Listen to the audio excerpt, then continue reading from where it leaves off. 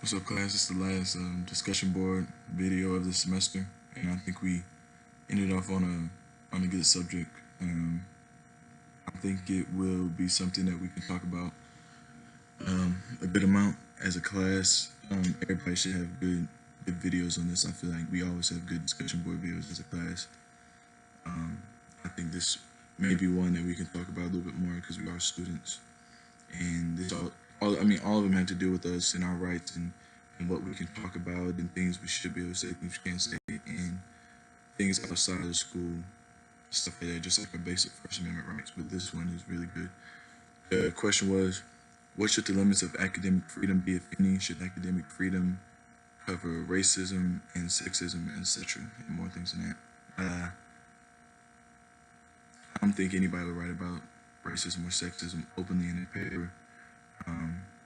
Like just freely, like just go off the paper and just talk about something like that because they know it's not appropriate, it's not right to talk about stuff like that, about your personal views and feelings, especially when it may offend other people in the classroom and stuff like that. So what I answered this week is, I do not think there should be a limit on academic freedom. I think that students should be able to freely express themselves without any restraints put on them by the school. When it does come to harmful subjects such as racism, sexism, and being prejudiced towards other people, that is where the line should be drawn. I do not think that any student will write about something like that on purpose, but just to be sure, things and other offensive material should never be tolerated in an intellectual setting. So I think that, so the first part, I don't think there should be a limit on academic freedom. When I say that, I think when it comes to the appropriate things to write about, and some things that are in the gray, because in this world things are black and white, not another thing, just like, you know what I mean, black and white. I don't think there should be a limit on academic freedom and like what we should be able to say and stuff like that when it comes to being in a gray area. If it's something that's controversial and you can argue a good point and have a valid point about it, then I think you should be able to write about it. If you can prove or you can have a strong support on why you feel that way, then I think you should be able to write about it. But when it comes to being hateful, like I said, racism and other things, when it comes to you publicly speaking about how you don't like a certain group of people or how you don't like a certain gender, like sexism, like you're saying like women should only be in the kitchen type stuff, or women should be stay-at-home moms, or if a woman says like a man only doesn't think with his mind, thinks with other things, or if men think they're better than women, stuff like that. If you're being like condescending and stuff like that, it should not be allowed.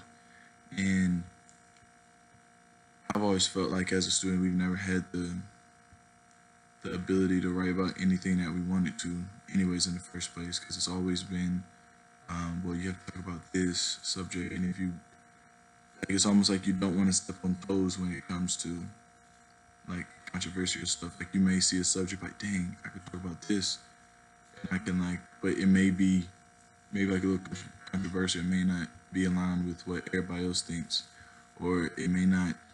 How can I say this? Okay, put it this way: if we're in like a classroom and we're talking about a certain subject, say we're talking about, like I remember in high school we talked about, we were reading Huckleberry Finn and the N word was in there a lot, and we had a conversation about that in class and who should be able to use it and if it should be used by everybody or if it shouldn't be allowed by everybody. I said only black people should be able to use that word because it's whenever we say it to each other, it's never in a condescending way or hateful way, but when other people use it, they can say it and they can say, no, I didn't mean like that, I meant this way, but in order to keep it like straight, like this clear and simple, I think nobody else should be able to use it. That's like being in that subject and talking about that in class, and then somebody just comes out and say, man, I hate black people, or I can't stand black people. Like, just come out like that. Like, that's not appropriate. You can't do that in that setting, and just like just yell out like something like that, because then that's when you're getting offensive.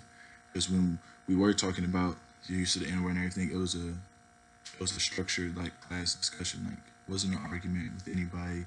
It was just a discussion like put through the class, and it was a structured one.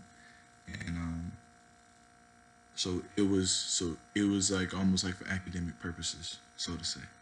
You can talk about it and it be academic, but when it strays away from from the academic speaking, and then it gets personal, it gets offensive to other people, and that's when I think the academic freedom should like be cut it all. And same thing goes for a paper as well.